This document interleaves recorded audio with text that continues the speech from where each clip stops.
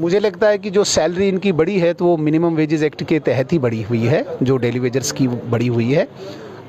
मुझे इस पे पूरा एग्जैक्ट नहीं पता, लेकिन आज तक जो इनको सैलरी मिलती थी उसका कोई हेड नहीं होता था और उसका कोई मतलब कोई सेट फिक्स सैलरी नहीं। देखिए, इशू तो बड़ा है, इसमें कोई शक नहीं है, लेकिन मैं धन्यवाद दूंगा एलजी एडमिनिस्ट्रेशन को, जिन्होंने डेली वेजर्स को किसी न किसी प्लेटफार्म पे लाया है।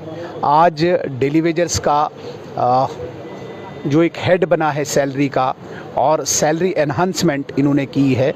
जिनका कोई खाता नहीं था उनका एक कोई खाता बना के सैलरी को बढ़ाया है। लेकिन चूंकि आज के ज़माने में जो सैलरी बढ़ी है, आज के इस महंगाई के दौर में, वो बहुत ही कम है।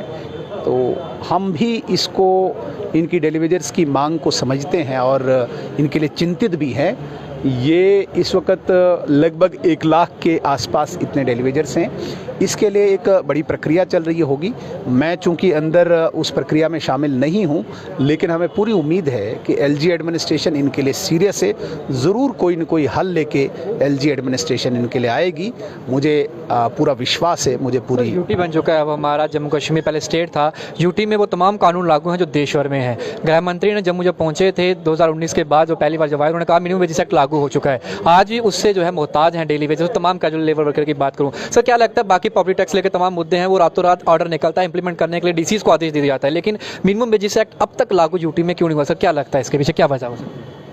मुझे लगता है कि जो सैलरी इनकी बढ़ी है तो वो मिनिमम वेजेस एक्ट के तहत ही बढ़ी हुई है, जो डेली वेजर्स की बढ़ी हुई है। मुझे इस पे पूरा एग्जैक्ट नहीं पता, लेकिन आज तक जो इनको सैलरी मिलती थी उसका कोई हेड नहीं होता था और उसका कोई मतलब कोई सेट फिक्स सैलरी नहीं थी।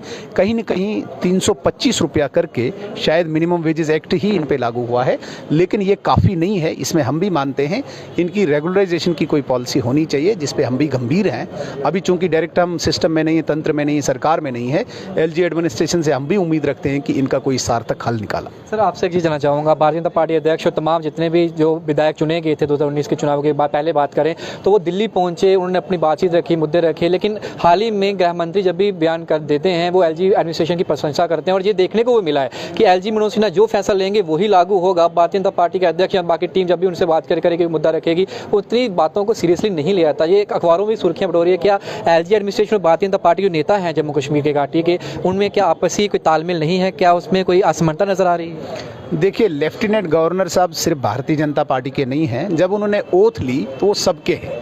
जितनी भी पार्टीज जम्मू कश्मीर में हैं वो सबके लेफ्टिनेंट गवर्नर हैं। जितनी जनता है यहाँ के लेफ्टिनेंट गवर्नर हैं। तो हमें कोई स्पेशल वो अलग से कोई स्टेटस मिलेगा, हम उसकी अपेक्षा नहीं रखते हैं, क्योंकि जब किसी ऐसे कॉन्स्टिट्यूशनल पोजीशन पे कोई व्यक्ति आता है तो उसको सबको एक नज़र से देखना होगा। हाँ, भारतीय जनता पार्टी अपनी इकाई, अपना काम यहाँ पे करती है और लोगों के मुद्दों को हम उठाते हैं। जितना हमसे हो सकता है एक ब्रिज के रूप में हम काम करते हैं और यहाँ भी और केंद्र में भी बात पहुँचाते हैं। उसका पूरा आंकलन होता है, उसके बाद वो डिसीजन होता है। इसमें कतई भी कोई भी इतना संदेह नहीं होना चाहिए कि भारतीय जनता पार्टी जम्मू कश्मीर की इकाई अलग है और एलजी एडमिनिस्ट्रेशन अलग है। एलजी सबके लिए है, जैसे भारतीय जनता पार्टी उसके लिए, वैसे कांग्रेस है, वैसे एनसी है। हमारा चूंकि भारतीय जनता पार्टी की केंद्र में सरकार है, हम एक ब्रिज बन सकते हैं, वो हम काम कर रहे हैं। बाकी ऐसा कोई नहीं कि अलग अलग डायरेक्शन में चल रहे हैं। हाँ, या तो पार्टी चलानी होती एलजी साहब ने तो हम कहते हैं भाई हम अलग अलग हैं। उन्होंने तो जम्मू कश्मीर चलाना है, हमने पार्टी चलानी है और लोगों के मुद्दे उठाने हैं। तो एलजी साहब अपने नज़र से देख रहे हैं, उन्होंने अपने हिसाब से काम किया। विपक्ष जो है एक इकट्ठा हो रहा है और उन्होंने साफ तौर पे कहा है कि भारतीय जनता पार्टी घबराई हुई है और चुनाव होंगे तो सरकार जो है उनकी कभी नहीं बनेगी। हम एकजुट हैं, सरकार लोग जो हैं उनको सत्ता से बाहर करेंगे। जो उनका नारा है आपकी बार 50 बार, ये कतई पूरा नहीं होगा। जिस तरीके की पॉलिसीज जो उन्होंने जम्मू कश्मीर में लागू करवाई हैं एलजी एडमिनिस्ट्रेशन के थ्रू। विपक्ष पहले भी इकट्ठा था, विपक्ष आज भी इकट्ठा है। विपक्ष 2019 में भी इकट्ठा था जब पूरे देश में चुनाव हुआ।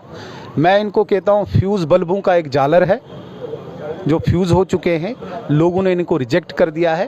भारतीय जनता पार्टी की जो गरीबों की, लाभार्थियों की जो योजनाएं हैं आदरणीय नरेंद्र मोदी जी की, उनको लोगों ने एक्सेप्ट किया है। आज एक आम गरीब, आप जाके ज़रा पूछिए, जो कभी भेड़ बकरी बेच के या कभी किसी विधायक के पास जाके 10-20 हज़ार रुपया लेके ऑपरेशन करवाता था, आज आयुष्मान भारत का कार्ड लेके वो सीना चौड़ा करके हॉस्पिटल में जाता है। आज पेंशन की योजना है, आज किसान की योजना है।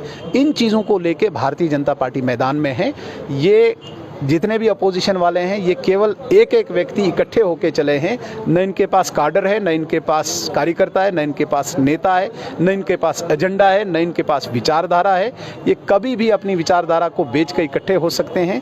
नेशनल कॉन्फ्रेंस हो, पीडीपी हो, धुर विरोधी आपस में। जब इनका ज़मीन खिसक गई तो इकट्ठे हो गए।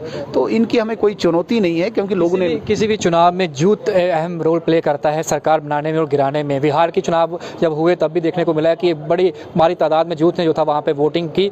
जम्मू कश्मीर के अंदर भी जूथ इस समय परेशान है। नौकरियों की तादाद जब अखबारों में दिखाई जाती है वो कुछ और होती है, बयान दिया जाता है वो कुछ और होता है, और ऑन ग्राउंड जो है वो कुछ और होती है रियलिटी। एपटेक को लेकर लगातार संगीन आरोप लगाया गया, हालांकि एलजी एडमिनिस्ट्रेशन के हस्तक्षेप के बाद डेफर कर दिए गए एग्जाम। सर, क्या लगता है यूथ जो है इस समय परेशान, नौकरियां नहीं मिल रही, कैसे हल? सालों से आपको इतनी परेशानियां नहीं दिखी? 70 सालों से जो इन दो परिवारों ने जम्मू कश्मीर को लूटा, भ्रष्टाचार किया। आपको पता है नौकरियां कैसे बांटते थे? ये पता है आपको? नहीं पता है। मैं आपको इतनी बड़ी लिस्ट दूंगा। फारूक अब्दुल्ला साहब को जो मन में आया, चल तू सब इंस्पेक्टर, चल तुझे एग्रीकल्चर में ऑफिसर बना दूंगा, ऐसे नौकरियां बांटते थे। जंगल बेचते थे, जंगलों के जंगल बेच दिए, ठेके बेचते थे। पता है आपको? आप 2014 से पहले की ज़रा फहरिस्त निकालो। आप मेरे नेशनल कॉन्फ्रेंस के वर्कर हो, आपको वर्क ऑर्डर 2 करोड़ रुपया का। क्या आपको इन चीज़ों को उजागर नहीं करना चाहिए? आज अगर ट्रांसपेरेंसी आई है, आप देखिए पीछे एलजी साहब ने एक स्टेटमेंट दिया है कि 3 साल का आप डाटा निकालिए, कितनी 12,000 या 20,000 नौकरियां दी। प्रीवियस का कंपैरिजन करना चाहिए ना। जो लोग बातें करते हैं उनके साथ ज़रा कंपेयर करो। आज जंगल नहीं बेचे जाते, आज ठेके नहीं बेचे जाते, आज नौकरियां नहीं बेची जाती। नौकरियां ये अपने वर्कर, अपने ब्लॉक, अपने इन मंडल प्रेसिडेंटों के बच्चों को देते थे। जुआ भी सड़कों पर कभी नहीं हुआ पहले सर। ये KSSB रिक्रूटमेंट बॉडी है, उसके खिलाफ कभी नारेबाजी इस तरीके से नहीं हुई आज तक किसी भी स्टेट में। कब कहा नहीं हुआ? मैं तो उस पर आया नहीं। मैं उनका कंपैरिजन करता हूं जिनकी वकालत आप कर रहे हैं ना, कि वो कह रहे हैं। मैं वकालत नहीं कर रहा, मैंने वकालत नहीं की, मैंने वकालत नहीं की किसी। कहा कि उनकी बात रखी।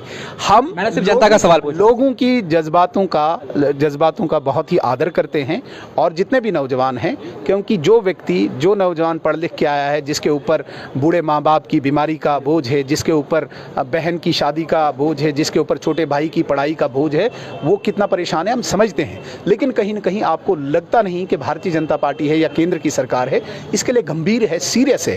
क्योंकि इस वक्त हम सरकार में यहाँ पे नहीं है, तो हम डायरेक्ट कह भी नहीं सकते कि भाई हम यहाँ पे ये करेंगे। लेकिन हमें पूरी उम्मीद है कि जिस प्रकार से एलजी साहब ने भी कहा कि अभी फटाफट 10-12 हज़ार नौकरियाँ हम निकाल रहे हैं। हाँ, जो एपटेक का हुआ वो एक टेक्निकल चीज़ है, जिसमें मुझे लगता है कि सरकार ने बड़ा संज्ञान लिया और एग्ज़ाम्स को डेफर भी किया हुआ है। तो इसके लिए भी क्लैरिटी